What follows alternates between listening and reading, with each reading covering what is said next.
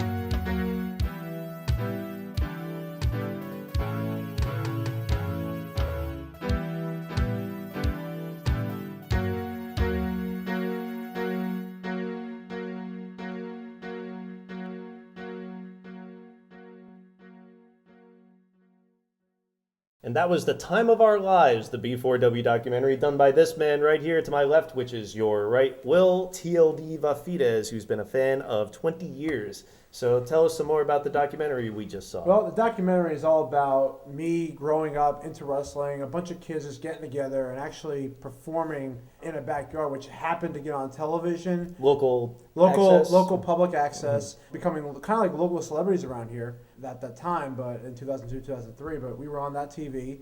We did live shows in that backyard. We actually grew into a pro promotion. There is a little bit of drama, some deaths, some unfortunate Drama accident. in wrestling? I don't believe it. Who would have thought that, right? Well, real life drama between all of us. But the whole point is that we came together as a group of kids, making a backyard promotion have a lot of heart, a lot of charisma, and showing that at the end of the day, if you really do have desire to be in pro wrestling, you can make it even if you're a backyard federation. As long as you have the heart, the character, and group of friends, that's all you need. And when does that come out? That will be out in March of 2012. We will be releasing it. We will have a DVD, and hopefully some festivals will grab a hold of it, and we'll see if we get somewhere with it. So I'm really looking forward to editing it. All right, well, we'll be on the lookout for it, and we'll update you on WrestlingRoundtable.com, and we'll also be talking some more about everything here on Wrestling Roundtable Radio, Tuesdays on blogtalkradio.com/WrestlingRoundtable. 347-857-4647 is the number to call. Share your thoughts and opinions with us every other week on Tuesdays, 11 p.m. BTR.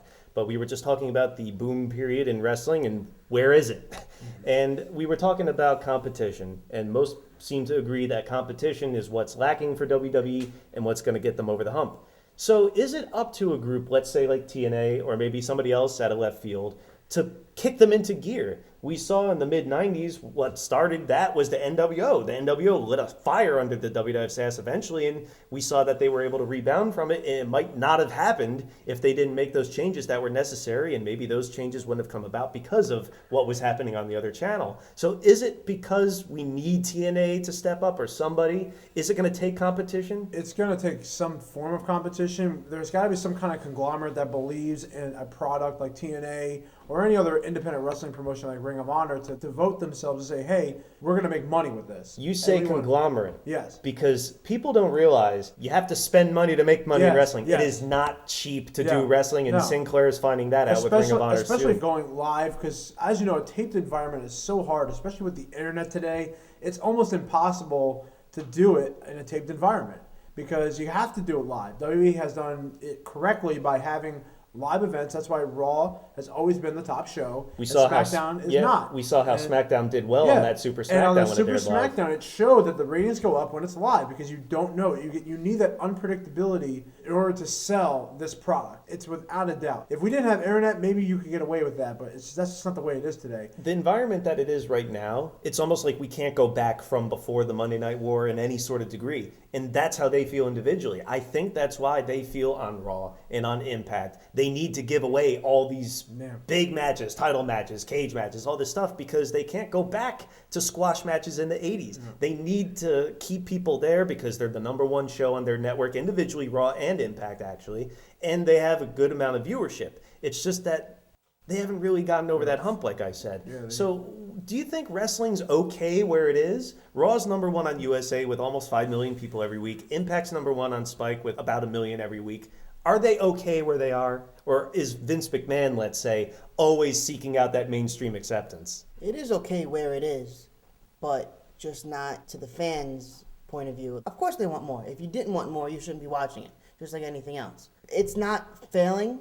It's not a championship team. It's a playoff contender is what it is. And I don't think it has anything to do with competition. I think it's got to do with the restrictions they put on their guys now. Too much script. You mean like what? Like as far as letting that person, that wrestler, develop his own character, develop his own personality. That's why Stone Cold was popular. Shawn Michaels, Jericho, go down the list. What made them them? It was their personality. Boom. It wasn't a Hollywood writer putting their lines and them screwing it up and then them getting pushed to the back. Because what people will probably assume when you said that was the PG era, which I don't think is the problem at all. No. It's in the writing. What you're saying is what we were talking about at the end of the last segment, is that it was cookie cutter, homogenized, factory-made wrestling. When it comes to competition, the elephant in the room that no one wants to talk about and it's constantly dismissed as they're two different things is mixed martial arts. I don't think it's a coincidence that right around the time that MMA started getting big with The Ultimate Fighter, which came right after Raw, when it was on Spike TV, that WWF or WWE hasn't had a real surgence in mainstream popularity since, whereas we've seen UFC just explode and take over the industry. And I think it has a lot to do with Spike TV finding that alternative that WWE was on their network, and they found it in Ultimate Fighter, and it kicked the UFC boom off.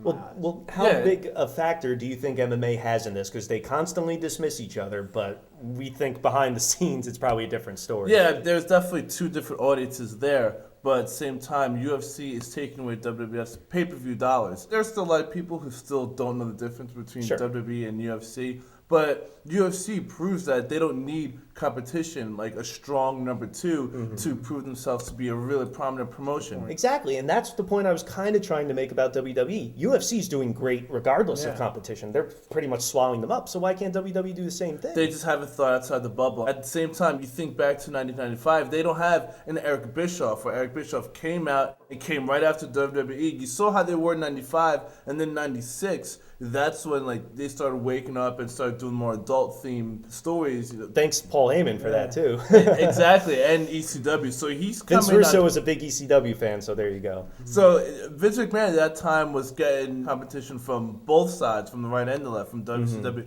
and ECW. Now I just feel like that they don't have really direct competition. There's no number two, and everyone is brought up the same way. All these new guys, like you talked about Stone Cold and Jericho and Shawn Michaels before. Like I think the lack of territories right now and how indie wrestling is raw and everything else is raw, and the way people train, they train you to be WWE style wrestling. I think that's what really hurts. I think one thing to also bring up too, the wrestlers are also getting lazy in themselves. Except for some guys like Ryder or CM Punk, kind of going on their own, developing their own character on their own time.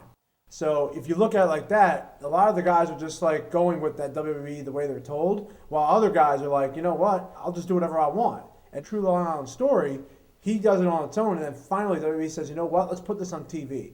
But it's not on the WWE show. But it took a long time for them to make that jump. But the point is, eventually it got noticed. Well, of course. And that's the point. I think right now fans are like looking for that boom They're looking period. for At that time, we want it. weren't looking for it. In the 80s, we weren't looking like, all right, what's going to happen now? We wanted to see the era where everybody is talking about wrestling. Now, everyone's looking for that one thing, that one storyline, that one person to bring them there. And if you keep looking for it, I mean, it's something that's going to happen unexpectedly. That's what people wait, because everybody like wants to like wrestling. How can you not? Everybody watched it at one point. They want to watch it. They just can't find a reason yet to get emotionally attached to it. And that's what it is. But their problem is that they want the same thing over again. They want the next Stone Cold. They want, CM Punk's the next Stone Cold. They want Dolph Ziggler's the same thing as Mr. Perfect. They want the same thing over and over again. Just repeat it. It's like, fuck you, do something different. You never succeed doing the exact same thing over again. No, and that's not at probably all. another reason why we haven't seen Yeah, wrestling. they don't have memorable storylines that really set in memory. I mean, tell me if any storylines in the past year will have its own DVD like the Montreal Screwjob will have. It's not going to happen. But why did that work? Because it was reality. It was reality, but still, it was a very strong storyline that went a year and a half, and kind of had reality to it. It blurred the line. It blurred the line. The only one I could think of is that Rock and the Cena build is obviously going to be the only one I think that is going to be starting to hit during Survivor Series. And that's when you're going to see all the different segments throughout the year, but there's some real tension there, real heat there. Right. I think starting in Survivor Series time when The Rock and they're in this ring together, you're going to start to feel that tension. But those are two already established stars. But it's a way to get the ratings up, and it's a way to get people back into it, because if they see them and then they see everybody else like CM Punk, if they start seeing Dolph Ziggler, Zack Ryder, if they start building them up Those guys all correctly, look the same.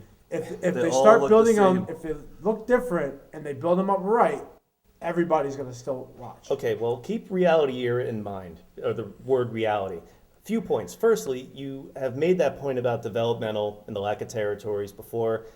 I understand what you're trying to say. I don't necessarily agree with it, because I think a lot of these guys have the talent to pull off great matches. They're just not allowed to because of different restrictions, and we all know the politics there. Everyone looks like it's bodybuilding and models. That's it. It's bodybuilders and models. Fine, but there's the other side of the coin too with the writing, because there are guys like Zack Ryder or Colt Cabana or whoever who the writers just don't have anything for, and they're like, okay, well, just let me do something on YouTube like Santino or whatever, and they get themselves over. Yep. So it makes you wonder, what's the point of the fucking writing team then if they can't think of something to do with these people? On the other hand, there are some guys who do need that guidance. Everyone likes to point out Austin and The Rock and the Talkers, who can talk their way through bullet points of a promo without a script. That's great. But there are other guys who just get in front of the camera and freeze. So it's not necessarily black or white there.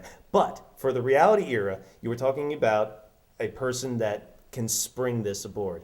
CM Punk, people keep saying he's the next Austin, or he wants to wrestle Austin, and Austin wants to wrestle him, and all this other shit. But the thing is, with this reality era, what does that exactly mean? He keeps saying the reality era, I want to bring this aboard. In the attitude era, no, this is reality. Well, what does that even mean, and can it work? Buzzwords. That's all. He created another buzzword. He's trying to start it himself. He's trying to start something popular. I don't think he knows what he's even talking about. He's the only one that's trying to be reality. Nobody else is. He's the only one. Well, Austin didn't set out at the King of the Ring 96 Hey, to cut a promo that don't changed force wrestling. So do you think it has to be something that you have in mind, or is it just It's gotta be- organic it's gotta magic be that just natural. happens? Sometimes it's magic that happens. I It mean, has to be. It has to be. But my whole feeling on a reality era is letting all the cats out of the bag, letting everything. They out can't there. do that, though. But not everything. I'm talking about, like, let Zack Ryder be Zack Ryder. Let him be who he is. Right. Let CM Punk be who he is. Let these wrestlers, let them come up with their own ideas. Well, that's not reality. Well, reality to me, reality. I mean, if Zack Ryder is who he is on that show, then that's how he should be. It's just it's turning up the notch But of that's, who they are. that's not the area he's going into, though, with this work shoot shit. Well- because he's bringing up Paul Oh. and Dwayne, Yeah. and we all know you have a bodybuilding Yeah. fetish and stuff. But like I said on the radio show, that only goes so far. They can't talk about steroids No. and booking that undermines everyone else in politics. So can reality ever actually work in the actual sense of it? When you say I'm doing reality, that right there just takes away all your credibility. Because you break kayfabe. It's it. Right. It's like, oh, well, everything There's I say is going to be still reality. a Well, now I curtain. don't believe you. There could still be some realistic tendencies towards it. If you feel like it's real, then that's all that matters. Well, we mentioned Montreal before, Yes. and the thing that worked about that is we knew that those two legitimately hated each other. and they brought it out on television. It didn't have to Yeah. do with any of the work shoot kind of stuff that Russo really introduced to wrestling. It had a thread of reality woven into it, as Bret Hart so greatly said in Wrestling with Shadows. But one last question about this reality era. Can a reality era ever work in a world with mixed martial arts in it in such a prominent position? No, and I don't think it's something that kids will really understand, the kids will really get behind. Mixed martial art, I mean, it's a legitimate sport. I mean, you can't have reality and then do fake punches and everything. It really is going to contradict each other at some point. You can only put so much reality to build the story. If everyone just goes and says what you want, you really gotta have a beginning, middle, and end to a great story. If you just go out there and just say whatever with no script, no time limit, the show still has a format. You still have to build pay-per-view, you still have to build matches. There has to be a magic to it. I have never gotten behind work shoot stuff because the big, absolute in-your-face problem immediately is everything else you've seen is fake except this right here, which is real, and it's just as fake as everything else. But we talked about the boom period in wrestling. One of the sparks of the last boom period was the New World Order in WCW, and that's what we're going to talk about next. Coming up next, the NWO.